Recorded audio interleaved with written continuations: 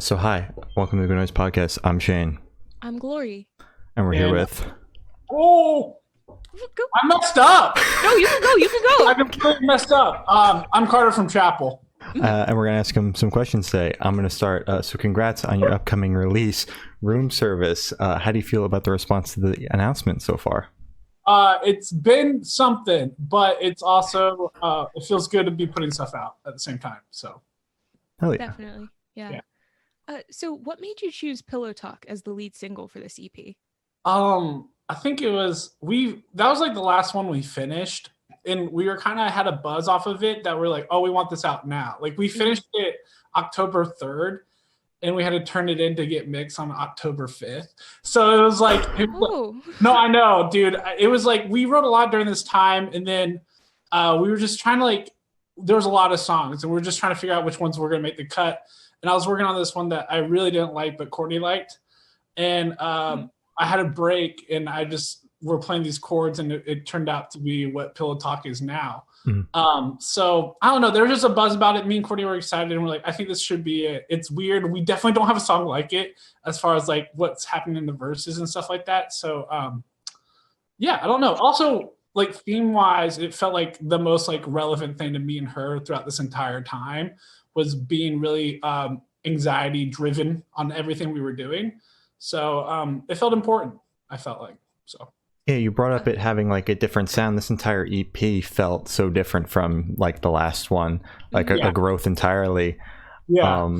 The single that you guys are dropping tomorrow, like with the EP, was just like it's the craziest thing you guys have done, like in terms of sound.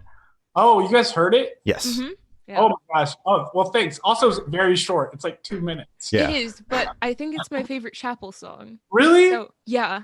Okay, because same. I just feel like I just felt like it was like it was for me. It's a very personal song, and the most vulnerable I think I've been in a while. So I didn't want to stretch it out too long. I just wanted to get the point across and get out. So yeah, that's awesome to hear. So what was the idea of dropping like almost all of the songs as singles? Right. Bad idea. I think it's like the worst thing we've ever done. Like, no, I'm just kidding. I mean, I think the whole idea, like my pitch was, I wanted to just like drop like all of it, like at once, like because it's 4 songs, you know what I mean? But our labels and some people on our team really felt like all the songs were kind of special, and they wanted them to all have their own moment, and I respected that, so that's why we did it. I kind of wish if that's what we were doing, I would have added 2 more, but whatever, it's done. But yeah, it gave each month its own thing, you know? Yeah. Especially like Miss the Days is special to me, that I would hate for like it all to drop and like I don't know. I just didn't want anything to get skimmed. You know what I mean? Yeah. Especially since you guys have been like struggling to put out content. Right. Yeah. So yeah, it's a great way to like link that out. You know what I mean? And the whole point of it too is just fill up the gap until things are opened up so we can play shows and stuff like that. So, I mean, if you're doing each month, who knew when things were going to open up? But now it looks like things are getting pretty good. So, yeah. Solid. Yeah. So most of your music videos actually have like your face in them. What gave you the idea to have an interpretive dancer in the one that you're releasing tomorrow? Okay, that's awesome that you guys seen that too. Because sorry. No, it's awesome. I'm stoked. I think long story short, we actually had another video that we did with it that was me and Courtney, and we liked it, but we both felt like we were distracting the song. Like I felt like us being there, like you weren't focusing on like what was actually happening. So our friend Peter, who did the Mushy Gushy video last year, he was like, yo, I have this idea, let me try this. And we kind of let him have everything creatively. And I feel like he nailed it. Like I like emotionally felt it way more because of the video I did before. And yeah, he killed it. So that's why I just didn't want to distract it. I wanted people to focus on the song with like an emotive kind of thing rather than like a performance, you know? Yeah, it definitely adds another layer to the song, listening and then seeing the visual as well. Yeah, for sure. So is there any meaning behind the EP name or the cover art? Yeah, I think for Room Surface, it was kind of tongue in cheek, where it's like hotel room, you're isolated, you know what I mean? So, and then Room Surface like being fed. So it was like the idea of being fed during isolation was kind of like the idea of it for anybody that was like a fan of us. So that's kind of where it came from. For the art, we just were like, yo, let's just get on a fucking bed. That easy. Dude, we're not groundbreaking when it comes to visuals, but I also kind of like that. I like things being kind of blunt visually and lyrically and everything we kind of do. So that's all it was. We went with our friend Nolan Knight. He's an incredible photographer and artist himself. So, and we've done stuff with him before, so it was easy. And I know you said on Twitter that this was like a whole quarantine thing. What was that like, kind of working through everything in quarantine, putting the whole thing together, not just recording it? Right. Kind of not easy, but stress-free. Because there's no expectations of this. Like, no one was asking for this or anything like that. So, and we already had an album done. So, like, no one was like, I know. And I think we talked about that last time. Yeah. We did. We have a question about it. Okay. So, like, no one was asking for this. So, it was easier to just kind of write whatever we wanted. And if it ended up being a thing, then great. And so, me and Court lived with each other the entire time. Recently, she just moved out to Dallas with her girlfriend. But, dude, it was fun. It was a good time. It was easy. Hell yeah. Solid. Happy to hear that. Yeah. So can you tell me a little bit about your writing process for this EP? Oh, I think it just was like, I think the best stuff started happening right when the lockdown happened because we couldn't literally do anything. Now there's a lot more like leverage of whatever you want. Yeah. But it kind of was just like if we were vibing or had inspiration, we just started and she just walked in my room. This is like my setup in my bedroom. So we just wrote every day. And then, yeah, that's it. It was really like fluid and fun. All right. Wait, so did you just kind of like sit down and say, hey, we have an EP album in the drafts. Let's just put out an EP while we wait, or? Okay. Yeah, because like the whole spiel with that is like, we put out Mushy Gushy last year, which was a single for that album. And then we got word that like touring was going to come back for a while. And our team was kind of, it was weird. Everybody, I feel like every artist and band have like a different outlook on how to react to everything that happened. For us, because of our level we're at, our label didn't really want to put out the album until there was touring, because it's like that's like another way to push. Obviously everybody knows that, and yeah, I didn't want to like go through another year of not having anything out. So that's why I was just like, well, fuck, we'll just do this EP. It's songs that we like and we just did, so we'll actually like be excited about it. So that's why we did it. And I know it's so fucking weird, it's so dumb, because it's like we did Friends and Mushy Gushy, and it's like, okay, just drop the album, but it's so weird to like prep some or like build up to something and then be like, never mind, here's this. Exactly, here's a completely different thing. Yeah, because Gloria and I had this conversation forever ago when you guys started putting out singles again, and we were like, okay, they're leading up to this record, and then you announced this EP, and I'm like, wait, what the hell's going on? Like, is the album scrapped? What? Dude, it's not scrapped, it's alive. But there's also a part of me now that like I wrote it back in 2018. We're like, I know. So it's like, it's 3 years old now. That's what we're trying to figure out now, is like what to do next, just because it's weird. Like COVID really fucked a lot of things up. But I don't know. I think the goal is to try to write some more freshies and try to update that album just to make it a little more exciting, I guess, for us. So I mean, there's still there's songs coming regardless. We just gotta figure out what to do next. So yeah, if it didn't happen, that album would have been out. Okay, 100%. There was like already a date and everything. God, wait, so close. Because we're already like on the topic of the album, I want to ask, you said you're going to add some new songs to it to kind of refresh it, to make it more exciting for you guys. Yeah. Do you not feel like as connected to it since you're not in that same headspace? I think I don't like, I feel like I've grown as a person. So has Courtney, and songwriting for us is not really superficial. It's pretty like literal, like where we're at that time. Yeah. So I understand it would be in a time capsule of where we were 3 years ago, but also I feel like as songwriters, we're improving, and we would want to write some, I just feel like we just kind of want to freshen it up. It's not we're taking away of like all the songs, it's just adding more to it. So yeah. All right.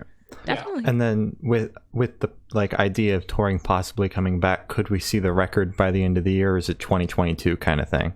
Dude, no, they'll definitely be, if it's not the record, it's something, and it'll be at the end of this year for sure. Okay. Okay. All right. So where was your headspace at while you were writing the EP? And a bad one. No, I'm just kidding. But Oh. no, I'm just kidding. Okay, good. And very reflective, right? I think we all, because you got nothing else to do, so you kind of really think about yourself and like who you are as a person and how you want to grow. 100% this year. So I think that's where I was at with this EP, and just and I know we like talk about love a lot in our song. Yeah. It's kind of so stupid, but it was something that was really like I was reflecting heavy on, because it's like, where am I at in my life? I was just really reflecting on like why I don't have something like that. And I don't know, it was just like everything I was thinking was expressed on this EP. Same with Courtney as well. We were both like going through the exact same thing. So and that's why I think it's important to put out, because it definitely just nails like what we went through. Yeah, Definitely. That makes sense. Yeah. So while going through the EP, what band or artist influences pop out the most to you? Ooh. Mm-hmm. Shoot.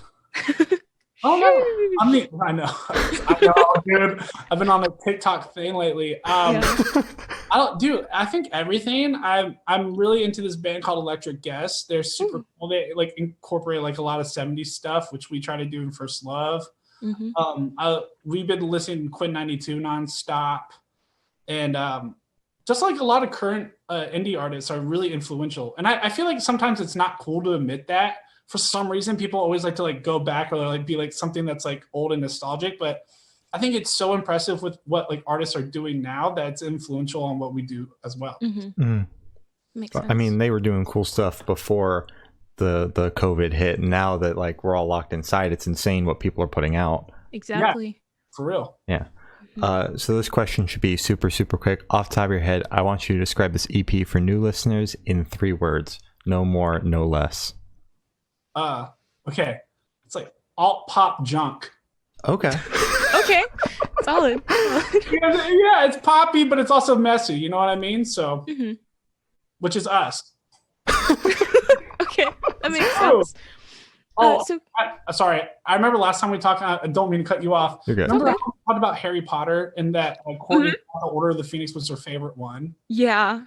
Bro, we rewatched it. She totally changed her mind now. She's okay. Not, what is it? Oh, she likes the sorry, Azkaban. So true. Yeah, that's one of their best ones. That's good. I know. I remember you or someone asked that, and it bothered me for like a week, and I made him watch it. So yeah, I brought it up to Shane earlier, and I was just like, that still bothers me because it's Honestly, I'm impressed that you remember that conversation, because like I know it happened, but I don't remember much except that I called you an old man. That's about all I remember. That's fine. That's totally fine. No, that happened, and I got off the phone, and I was like, "Bro, we are rewatching the whole thing this week. Exactly. So we can reevaluate." So, yeah. Thank you for the question. Of course. So this question should be in the same vein of the last question. Is there a certain feeling or emotion you want this EP to invoke in your listeners? I just feel like I just hope someone feels like heard. Because I don't think my story is any unique than anybody else's, but I just hope someone can relate to it, especially if they were feeling the same things during the lockdown. So that's kind of the goal of it. Okay. Makes sense. That's fair. So for these last couple of questions, we're actually going to shift away from music. So if you could be one animal for the rest of your life, which animal would you be and why? English bulldog, because they're so lazy. Ooh. And I feel like so am I, so it'd be great. That's fair. But also they don't live long, so like 10 years. Oh, you don't want to live long? No, I do. Oh wait, no, I'm just saying I want to be lazy for so long. This is so bad. I'm so bad. No, it's okay. I just like being lazy, so bulldog. Okay. Good. So if you could only listen to one song for the rest of your life, which song would it be? No. Yeah. Shoot. Don't do that. I have to. I'm sorry. It's our job. Wild Ones by Flo Rida. Ooh. Not Flo Rida. Yeah, I said it. No, everybody on Rise like, fuck this guy even more. No, dude. No, I'm like a white sorority girl at heart. So sometimes like dance shit gets me. I don't know. No, I want to answer this for real. Although I do Flo Rida. So it's not Flo Rida. It's definitely not. God. Lori's been on a Flo Rida kick. The best song I think genuinely the best song ever, and it's like you should have known. Tears for Fears. God, Everybody Wants to Rule the World. Ooh, okay, yeah, that's a good one. I respect that. Yeah, it's so nostalgic and cool. So that one for sure. So for this last question, you're on a desert island. Boom. You can bring one album, one movie, and one person. Who and what are you bringing? Okay, Star Wars, but Episode 7 and one person. I know, right? We're doing that nowadays. I think Star Wars. You said a book, an album, and a person. Okay, thank God, because I was. It used to be book, but everyone goes, I don't read. I don't read. Yeah. So identify a person. Damn. Oh, my friend Big Mike. He's the best dude I know. He's hilarious during that podcast you guys did for a little bit. Oh, I know, dude. We're so different, and I love it. Big Mike, Star Wars, and then album. Okay, there's this band. They're called Cherub, and they have this record called Year of Caprizi or Caprizi. My favorite album, for real. All right, solid. So as I said, that's all the questions we have today. Is there anything that you'd like to plug? Yes, we have an EP coming out April 23rd. It's good. That's all you have to say. That's your pitch. I know. No, it's really good. There you go. That's better. If you've heard some of the songs, you're like, I don't fuck with it. It doesn't get any better, but someone you know might like it. So share it around anyway. No, I'm just kidding. It's great. It's April 23rd. Room service. Check it out. All right. Yes. Well, thank you for staying with us. It's been Carter from Chapel, and we're the Good Noise Podcast.